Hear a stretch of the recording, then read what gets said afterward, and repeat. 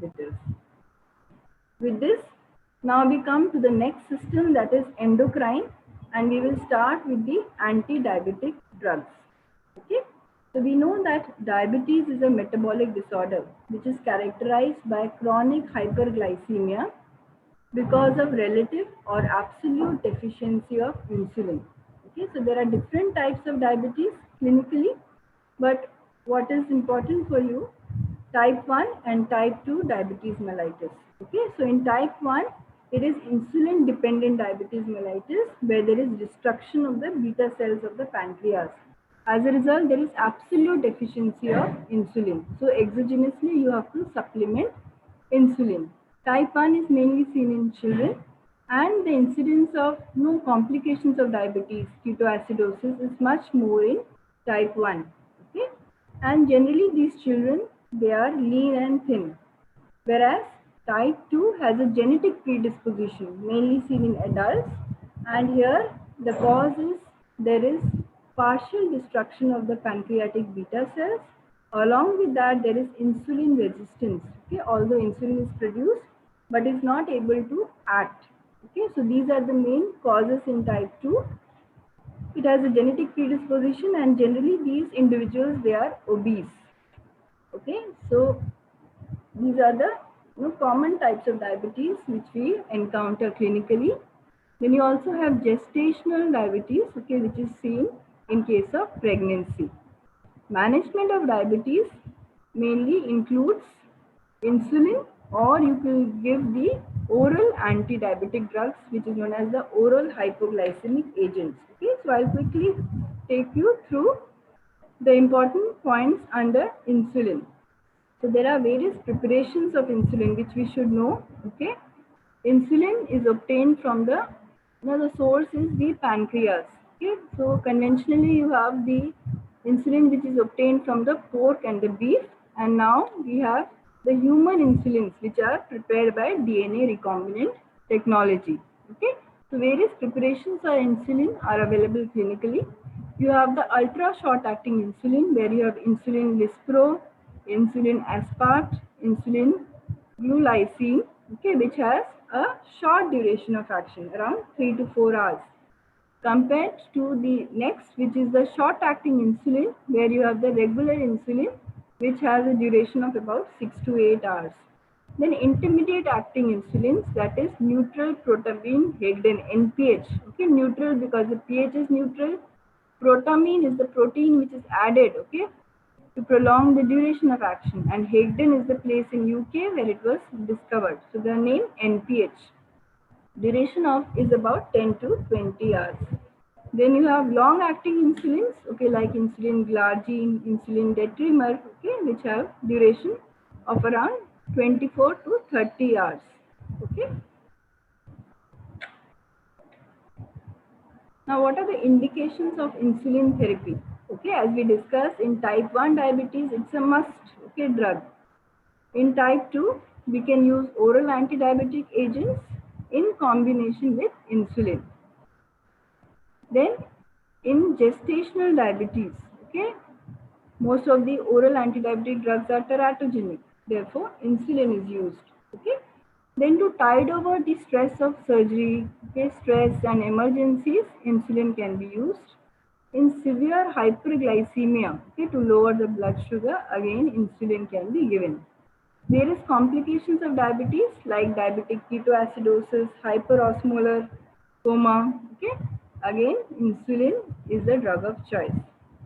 Now coming to the complications of insulin therapy, what are the adverse effects which are seen with insulin? Okay, so it's a double-edged sword, because although it can lower the blood sugar, okay, too much of insulin, or if you've skipped the meal, you've taken higher doses of insulin, okay, it can cause hypoglycemia. Okay, so hypoglycemia may cause autonomic symptoms, neuroglycopenic symptoms, and can be fatal to the patient if not, okay, treated at the proper time. Okay, so here dextrose 50% is mainly indicated in severe cases. In mild cases, carbohydrate rich either biscuits, chocolates can be given to tide over the crisis.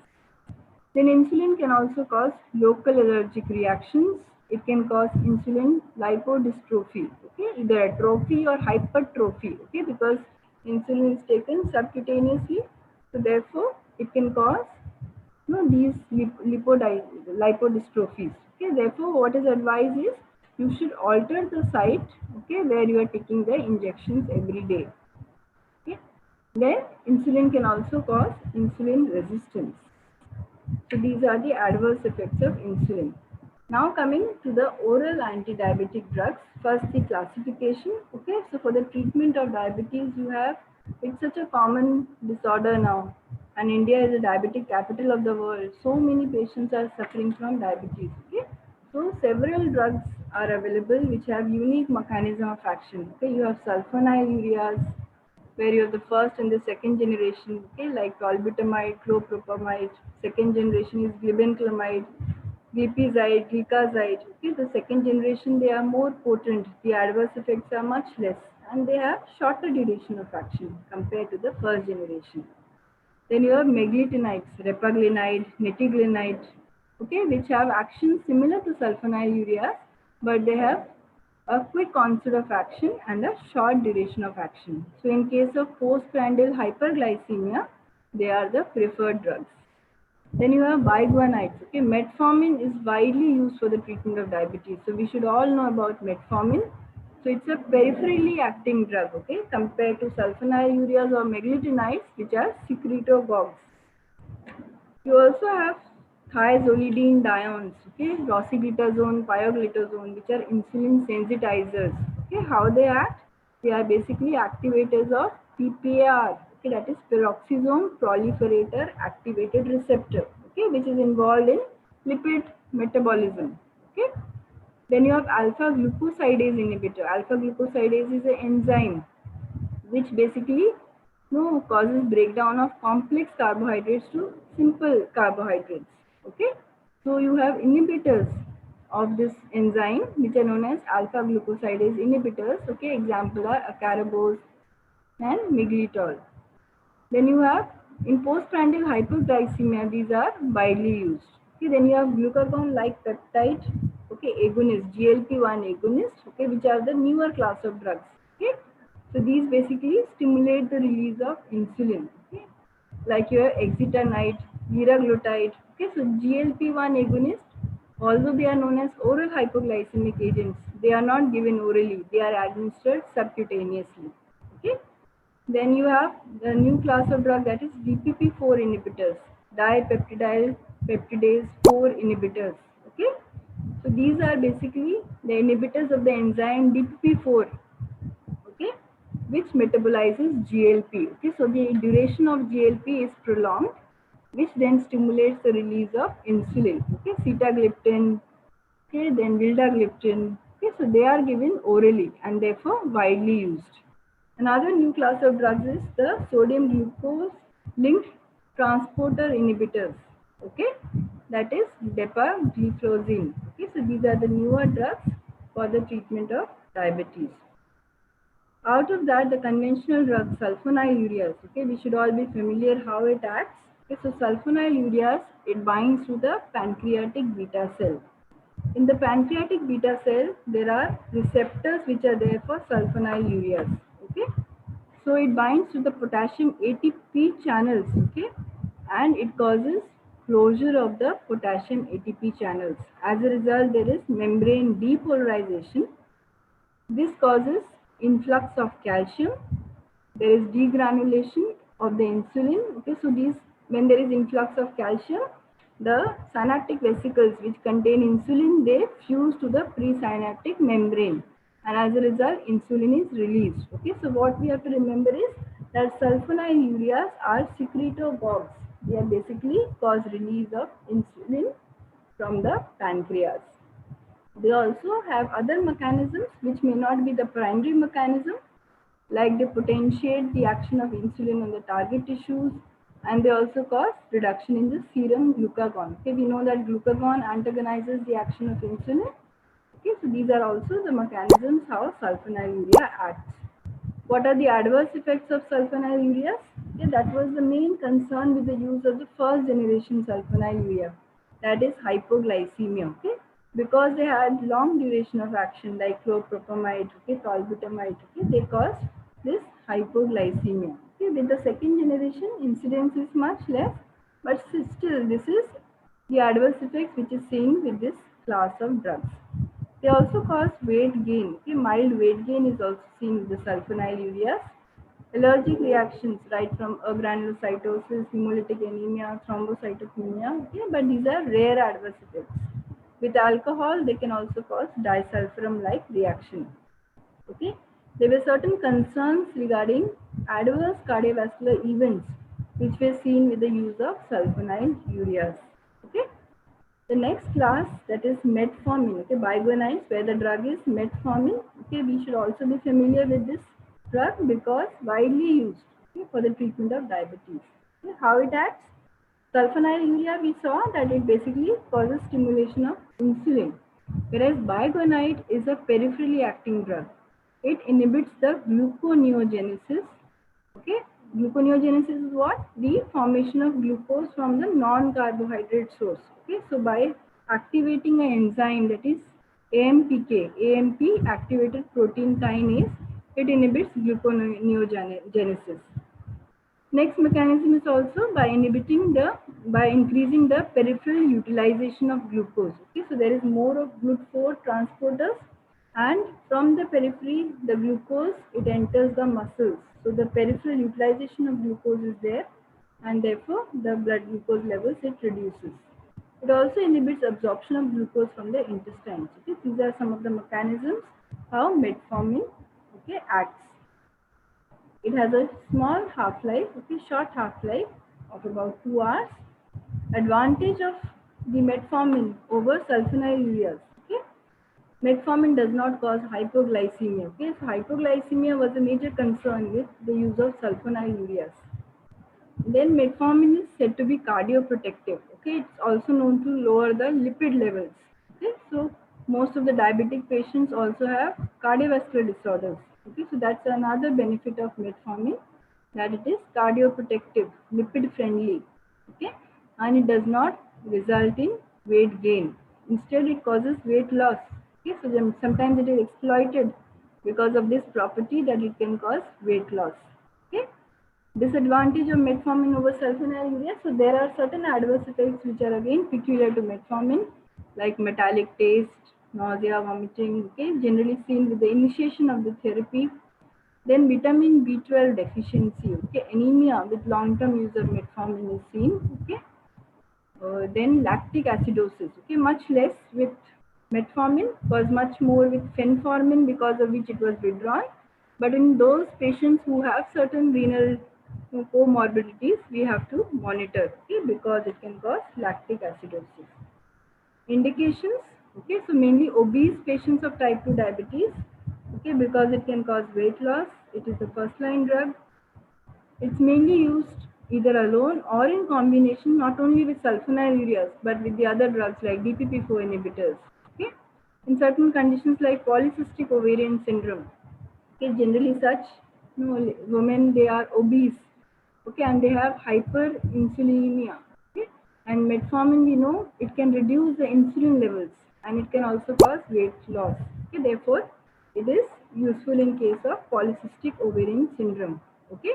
Management of diabetes, we generally start with diet, exercise, and we, if the patient has mild diabetes, we ask them to go for dietary and exercise for 6 months, when we again see the blood glucose levels. If it is not controlled, then we start with the drug therapy. Okay, generally monotherapy started in obese individuals, metformin, non-obese sulfonylureas. If there is postprandial hyperglycemia, meglitinides, acrobos are preferred. When there is complications, okay, there is nephropathy, okay, retinopathy, okay, we go for insulin. Okay, you can also use insulin in combination with the oral antidiabetic drugs depending upon the response of the patient. Okay, so must know questions under this topic. Classify insulin preparations, describe the therapeutic uses, adverse effects of insulin. You can also be asked to classify the oral antidiabetic drugs, describe mechanism ADR of sulfonylureas, and as a short note, okay, on metformin, we should all be aware. Okay. Now the next topic under endocrine, corticosteroids. Okay, so under corticosteroids, first the classification depending upon the duration. Short acting, intermediate acting, long acting. Short acting you have hydrocortisone, 8 to 12 hours. Intermediate acting prednisolone, methylprednisolone, 12 to 36 hours. Or long acting you have dexamethasone, betamethasone. Okay. Uses of corticosteroids, this is very, very important. Okay, so we classify the uses into endocrinal and the non-endocrinal use. Okay, so as a replacement therapy in deficiency state, okay, where there is deficiency of corticosteroids and you want to supplement exogenously. Okay, so which are those conditions? Adrenal insufficiency. Okay, basically because of diminished gland function. Okay, and here it could present as an acute crisis, okay, which is a medical emergency.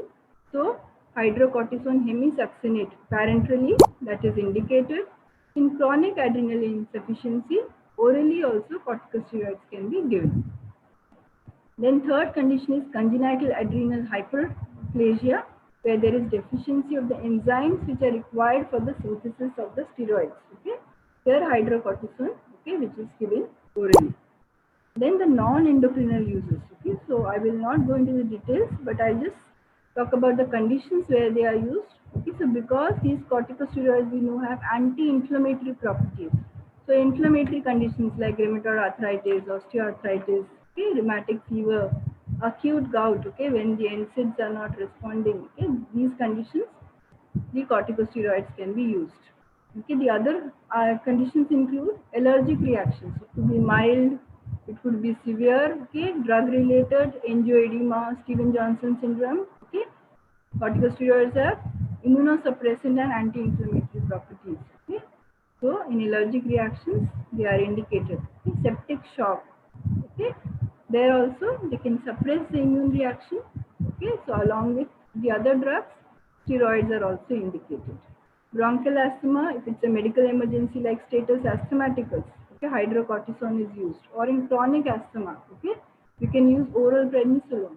Or in case of persistent and intermittent type of persistent type of asthma, mild, moderate, and severe, the inhalational corticosteroids are mainly used. Intestinal diseases, Crohn's disease, okay, inflammatory bowel disease. Again, anti-inflammatory property of steroid is exploited. Okay, cerebral edema, dexamethasone. It has been shown to reduce the edema. So in this condition, it is used. Various malignancies, okay, mainly involving the lymphocytes. Okay, corticosteroids have lympholytic action. Therefore, in those lymphomas, they are indicated. Organ transplantation to prevent the graft rejection. Okay, so here again steroids are used. Thyroid storm. Okay, again corticosteroids because of its anti-inflammatory immunosuppressant property is used in this condition. Various eye diseases, allergic conjunctivitis, neuritis, anti-inflammatory property. Topically, these corticosteroids can be used. Then for skin infections, right from dermatitis, okay. Then various types of skin diseases, the corticosteroids or either topically or systemically, depending upon the requirement, they can be used. Okay. With the use of corticosteroids, as we saw, so many therapeutic uses of corticosteroids. Okay, but at the same time, there are so many adverse effects also. Okay, so we have to be cautious. Only when indicated, corticosteroids should be used. And there are certain guidelines for the use of steroids. Okay, like tapering the doses. Okay, using short-acting steroids. So these guidelines should always be followed whenever we are using corticosteroids for a long duration. Okay, so what are the adverse effects? Cushing syndrome, okay, like buffalo hump, moon face, height. Then they impair the glucose tolerance, causing hyperglycemia, peptic ulceration. There is susceptibility to infection. So the individual gets immunocompromised, chances of developing TB, okay, all that is much more. Osteoporosis, okay. Then mental disturbances, subscapular cataract, they delay the wound healing, they can suppress the HPA axis. Okay, so abrupt withdrawal should not be there. Okay. These corticosteroids also have some mineralocorticoid action. They can cause sodium and water retention, avascular necrosis of the femur head. That's a peculiar adverse effect of steroids. Okay. Growth retardation in children, and muscle weakness. Steroids, they are also required for the normal functioning of the muscles. Okay, so these are some of the adverse effects. Contraindications, okay, right? Depending upon the adverse effects, we can extrapolate. So the contraindications would be like peptic ulceration, hypertension, diabetes, okay, certain infections, bacterial, viral, okay, TB, osteoporosis. Already the patient has osteoporosis, you cannot give steroids, okay, which can further cause osteoporosis, epilepsy and psychosis. Okay, so the must know question under this topic generally as SAQ or LAQ on the therapeutic uses and the adverse effects of steroid can be asked. Now the last topic under endocrine, we will quickly finish anti-thyroid agents. Okay, so this is the classification. So the thioamides, propyl thiouracil, methimazole, carbimazole. Okay, so these are the conventional drugs. We also have anionic inhibitors. They use as declined, not used anymore. Iodides, Lugol's iodine, sodium and potassium iodide. You have radioactive iodine, okay, I-131, and certain beta blockers like propranolol, which can inhibit the peripheral conversion of T4 into T3. Okay. So I'll talk about the main class under the antithyroid, that is thioamides. Okay, so what is the pharmacological action? Basically, they are inhibitors of synthesis of T3 and T4. Okay, how they act? They act by inhibiting an enzyme that is thyroid peroxidase. This enzyme has important functions as far as the synthesis of the T3 and the T4 is concerned. Okay, so it's synthesized in the thyroid follicles. Okay, so this thyroid peroxidase enzyme, okay, it is responsible for the organification, okay, condensation. Okay, so like here it is shown.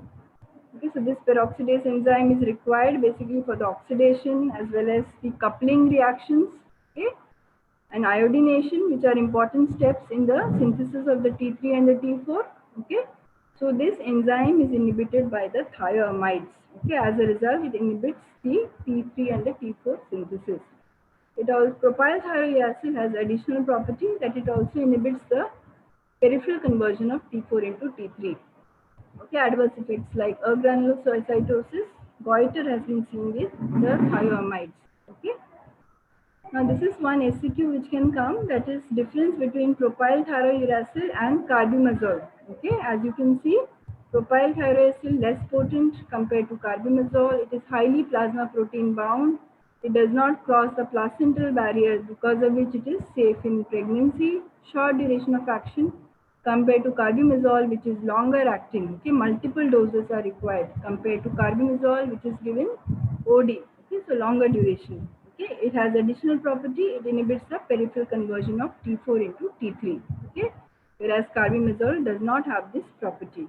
Propyl thiouracil no active metabolite, whereas carbimazole, okay, it gets converted to methimazole. Okay, and as we discussed, propyl thiouracil is safe in pregnancy, whereas carbimazole cannot be given. Okay, it is also not secreted in the milk. Okay, so breastfeeding mothers can also use propyl thiouracil. Okay, clinical uses. Okay, so mainly conditions where there is hyperthyroidism. Okay, Graves' disease, which is an autoimmune disorder. Okay, toxic nodular goiter, where surgery is not possible. To reduce the T3, T4 levels, you have to give these drugs. Okay, pre-operatively. Okay, so before the surgery, you want to make the patient euthyroid. Okay, so these drugs can be used. In pregnancy, propyl thiouracil drug of choice, along with radioactive iodine. Radioactive iodine, although highly efficacious, it has a very slow onset of action. So in the initial part of therapy, we can use these thioamides. Okay, thyroid storm, okay, where there is the excessive release of T3 and T4 into the circulation, which can cause cardiac arrhythmias. Okay, so here, out of the various drugs, propyl thiouracil is also one of the drugs used for this condition. Next important class is radioactive iodine. I-131 is the isotope of iodine which is used. Mechanism is it emits the beta particles which cause destruction of the follicular cells, and we know that follicular cells are the site where these T3 and T4 are synthesized. So if they are destroyed, then the production of T3 and T4 will go down. Okay. Only disadvantage is that although the action is permanent, it has a slow onset of action. Advantage of radioactive iodine, Treatment is simple, convenient. It can be done on an OPD basis, inexpensive, no risk of surgery, scar, and permanently cures hyperthyroidism. Okay, disadvantages are also there, slow acting. So therefore, it is combined with the thioamides. Okay, high incidence of hypothyroidism is also seen. Okay, although you are giving these drugs, sometimes it can also cause hyperthyroidism. Okay, not suitable in special subgroups like pregnancy, children, young patients. And although rare, there is a risk of thyroid carcinoma with the use of radioactive iodine. Okay, uses. Okay, so basically the hyperthyroid conditions which we discussed, Graves' disease, toxic nodular goiter, thyroid carcinoma. Okay, radioactive iodine can be used, and it is contraindicated in pregnancy, children, and nursing mother. Okay, so must know questions under this topic. Classify the thyroid inhibitors, explain mechanism of action, ADR uses of anti-thyroid drugs, mainly propylthiouracil. Okay, right advantages and limitations of radioactive iodine therapy, and then differentiate between propylthiouracil and carbimazole. Okay, now moving on to the last